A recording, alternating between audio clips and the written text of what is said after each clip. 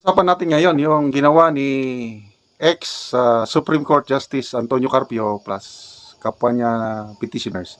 Dahil nagsampa sila ng kaso o petition sa Supreme Court ngayong araw na ito laban sa Administrasyong Marcos, specifically yung pag-transfer ng 90 billion na PhilHealth funds from PhilHealth to the National Treasury. So, nagkaroon po ng press conference ang grupo ni Justice Carpio. Pakinggan natin yung paliwanag ni Justice Carpio at mga questions ng media tungkol dito. 2024 General Appropriations Act says the Secretary of Finance is authorized to transfer excess funds of PhilHealth to the National Treasury to fund the unprogrammed appropriations. So that is a direct violation because the general rule is no law shall be passed authorizing the transfer of appropriations. Yung 2024 GAA authorized the transfer. Ngayon, under that provision of the Constitution, there are exceptions. Ano ang exceptions? One, the President can transfer savings from one item of the budget to another to augment that other item, but only within the executive department. But it's the President, it's not the Secretary of Finance. In the judiciary, it is the Chief Justice who can transfer savings, not appropriations. Iba yung savings, iba yung appropriations. In the Congress, it's the House Speaker who can transfer savings for the budget of the House, and in the Senate, it's the Senate President. And for constitutional officers, it's the chairman of these constitutional bodies. Only savings can be transferred, hindi yung buong appropriation. Ano yung savings? Savings are yung appropriation, pag let's say it's 1 billion appropriation to build a bridge, 800 million lang nagamit, yung 200 million, yun yung savings, yun ang pwedeng i-transfer to augment another item.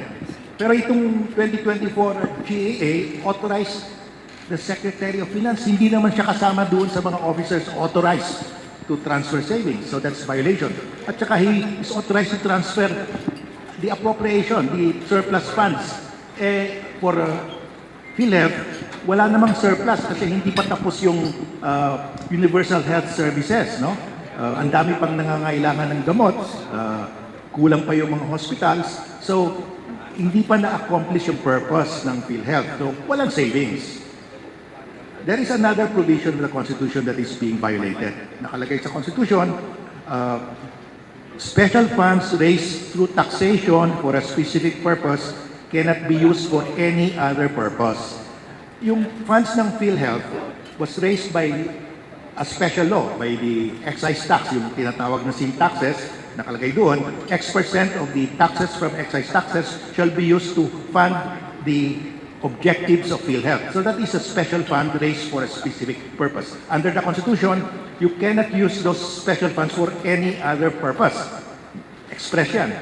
Ang ginawa nila, ginamit nila itong special funds of PhilHealth, ilinipat doon sa ibang items for program appropriation. That's a violation of the express prohibition against the use of special funds for any other purpose. Under the Constitution, pwede mo magamit yung special funds for other purposes only in two cases. If there is a law abandoning the purpose, wala naman. And if the purpose has been accomplished, hindi pa naman na-accomplish yung purpose ng PhilHealth. So these are the two main grounds that we are citing in our petition. And we are asking the court, the Supreme Court, to issue a TRO. Bakit? Irreparable ito. Sa PhilHealth lang, 89.9 billion ang ililipat nila. That is irreparable because pag nagasto na yan, there's nobody in government that can reimburse that. Kasi the rule is, if it's an illegal disbursement, yung nag-disburse illegally, we'll have to return the money. But how can anyone return 89.9 billion? Hindi kaya ni Secretary Recto yan. So it is irreparable. It cannot be returned. So dapat may TRO ito. Otherwise, hindi na babalik yan sa government. No? Nobody can get back those funds. So those are two. Napakaganda yung paliwanag ni Justice Carpio. Two grounds. May batas na nagsasabi na hindi pwedeng i-transfer yung nang dahil lang sa circular ng ng Secretary of Finance. I don't know bakit hindi nila Parang nagbibingi-bingihan na lang ang administrasyon. So, TRO, Temporary Restraining Order, ang prayer ng petisyon. Kaso is, sana i-stop ng korte yung pag-transfer o yung paggastos ng pundo. Kasi, sa ngayon, wala na, 60 billion na ang nai-transfer eh. Itong araw na ito, 30 billion na i-transfer. Noong una, March and August, dalawang trans, 20 billion, 10 billion. So, ang last trans is March next year, another 30 billion. Pag hindi mag-TRO ang korte nito, nako, wala na. Kawawa ang mga PhilHealth members. Kaya, salamat sa mga grupong ganito. Itong si Justice Carpio, karamihan, lalo na sa foreign policy, West Philippine Sea, pinupuri niya ang foreign policy ng Marcos administration. But pagdating na dito sa PhilHealth, ayun, nanguna siya. And dahil sa kanyang status, former Supreme Court Justice, baka sana pandagdag pressure, hindi naman pressure ito, pandagdag lakas sa iba't ibang grupo and